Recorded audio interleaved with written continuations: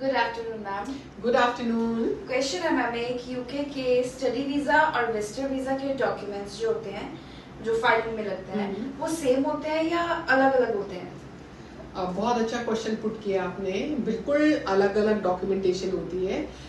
सो नमस्ते, सत श्री अकाल। मैं हूँ doctor Sugandha cast study abroad Jalandhar से। काजल ने बड़ा अच्छा क्वेश्चन पुट किया। रादर ऐसे क्वेश्चंस आते रहते हैं हमें, तो आज मौका मिला है इस पे बातचीत कर लेते हैं। तो जैसे कि नाम है आपका स्टूडेंट वीजा और विजिटर वीजा, इसके दोनों के डॉक्यूमेंटेशन बिल्कुल अलग है, फाइलिंग भी अलग है। ठीक है, अगर हम स्टूडेंट वीजा के बारे में बात करें तो स्टूडेंट वीजा में सबसे पहले आपके एकेडमिक डॉक्यूमेंट्स लगते हैं। जैसे अगर आपने 10th और 12th की है तो 10th 12th के डॉक्यूमेंट्स लगेंगे। रादर ओपन बोर्ड से भी अगर आपने 12th की है, मैं बता दूं तो हम ओपन बोर्ड वाले स्टूडेंट्स भी यूके जा सकते हैं, तो उसका वो सर्टिफिकेट लगेगा। आपके आईएलटीएस की है तो आईएलटीएस पीटी की है या ड्यूलिंगो की है तो वो लगेगा। और अगर ये सब नहीं किए तो मीडियम ऑफ इंस्ट्रक्शन लग जाएगा।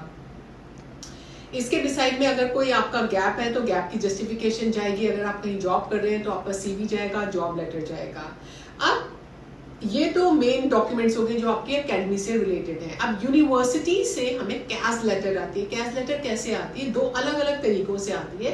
पहला हो गया कि आप कॉलेज की सारी फी पे करते हैं। कुछ कुछ कॉलेजेस में, जैसे कि कोवेंट्री को अगर हम ले लें तो उसमें आपकी पूरी फी जाती है स्टूडेंट की, और उसके बाद कैश लेटर हमें मिलता है ना, स्टूडेंट को मिलता है और हम वोट डालते हैं। लेकिन कुछ कुछ यूनिवर्सिटीज में जो कैश लेटर है वो अगर आप 50% भी अमाउंट पे करते हैं उन यूनिवर्सिटीज को, या 70% भी करते हैं, तो भी आपका कैश लेटर आता है और तब भी आप फाइलिंग कर सकते हैं, वीजा प्रोसेस में डाल सकते हैं, वीजा भी आएगा। सो इस केस में जो आपकी लिविंग एक्सपेंसेस हैं, जो आपके शो मनी है, वो 28 डेज ओल्ड दिखाना है। तो अगर आपने कॉलेज की फी पूरी पे की है तो लिविंग एक्सपेंसेस अलग होंगे। अगर आपने कॉलेज की फी 50% या 80% या 70% फी पे की है तो रेस्ट ऑफ द फी आपको लिविंग एक्सपेंसेस में ऐड करके देनी होगी।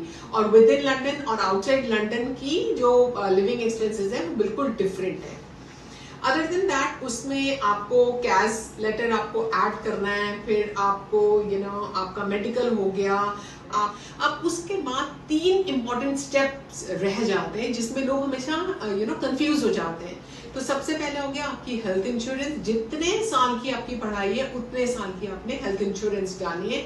या आप एक आइडिया रख लीजिए बस अपने माइंड में। ठीक है, उसके डिसाइड में आपकी एमएससी की फी जाएगी, फिर बायोमेट्रिक्स की फी जाएगी। अब एक बहुत इंपॉर्टेंट चीज है, कई बार लोग पूछते हैं शो मनी में कि हमने इसमें लिक्विड मनी ही दिखाना है, क्या हम फिक्स डिपॉजिट दिखा सकते हैं या नहीं दिखा सकते, या फिर कभी कईयों का पोस्ट ऑफिस में अमाउंट पड़ा होता है, क्या दिखा सकते हैं या नहीं दिखा सकते? बिल्कुल दिखा सकते हैं, लेकिन सब में आपको बैलेंस सर्टिफिकेट दिखाना है। जैसे एफडी है तो बैलेंस सर्टिफिकेट जरूर दिखाइएगा। अगर आपकी पोस्ट ऑफिस में आपका अमाउंट है तो उसका भी बैलेंस सर्टिफिकेट जरूर ऐड करिएगा। सो अदर देन दैट आपका रह गया विजिटर वीजा। उसके लिए आपको कल तक का इंतजार करना पड़ेगा और हमारी वीडियो देखनी पड़ेगी और शेयर करनी पड़ेगी।